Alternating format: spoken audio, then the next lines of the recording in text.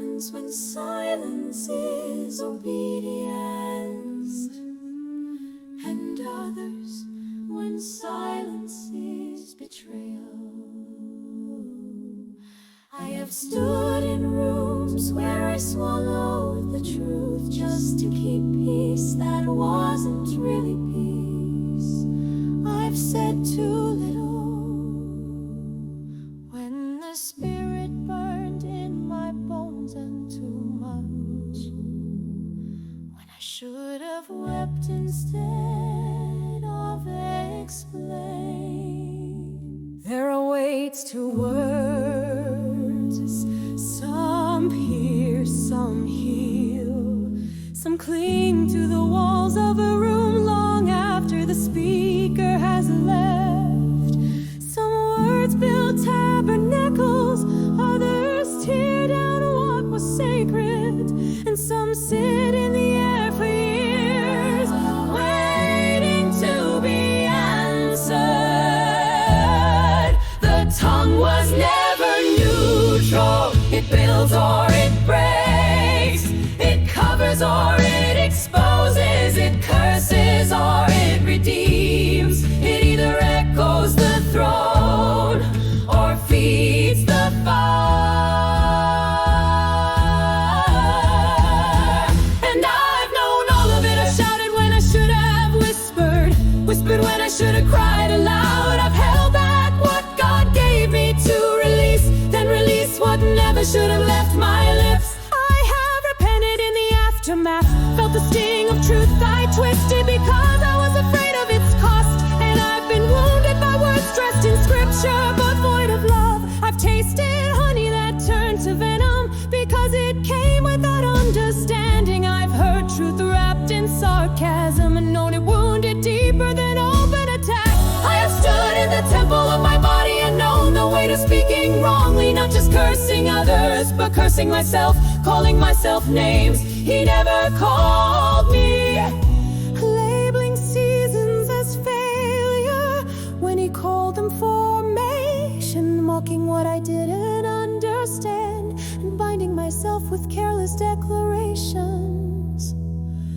It took years to unlearn what I'd spoken over my own soul, years to uproot the lies I sowed in casual frustration, because the tongue carries life and death, not metaphorically. Actually, it frames the house before the foundation is even laid.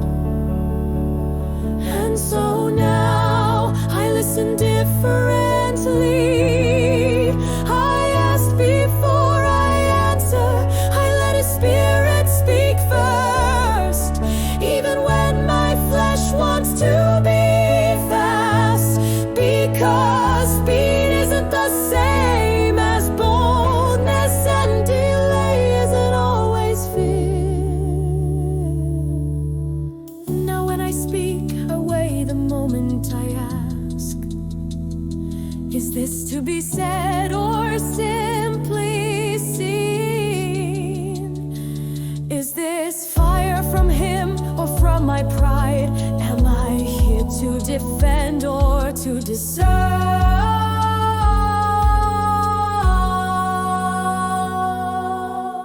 There are words that sound holy but smell of smoke and ego.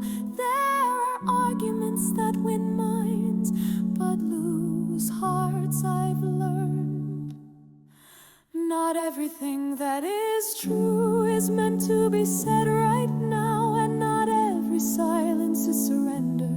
Sometimes the loudest thing you can do is stay quiet in the presence of grace.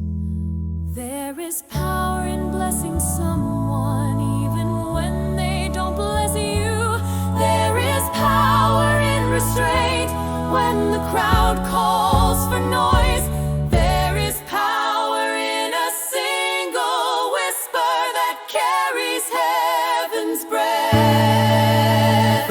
I have laid my tongue on the altar of His mercy, and what needs to burn, spare what is holy.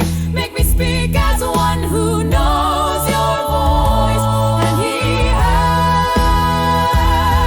But it comes with a cost, it comes with being misunderstood. It comes with quieting my opinions to make space for his truth. It comes with delay, so that what is spoken doesn't echo from the old wound, but from the healed place. Sometimes the tongue must be still until the soul is steady. Now I guard the temple, I guard the gate of my mouth like it holds fire, because it does. I do not need many words to carry weight, I just need presence and permission. If he says speak, I will. If he says wait, I will. If he says nothing, I will worship in the silence, because in the temple speech is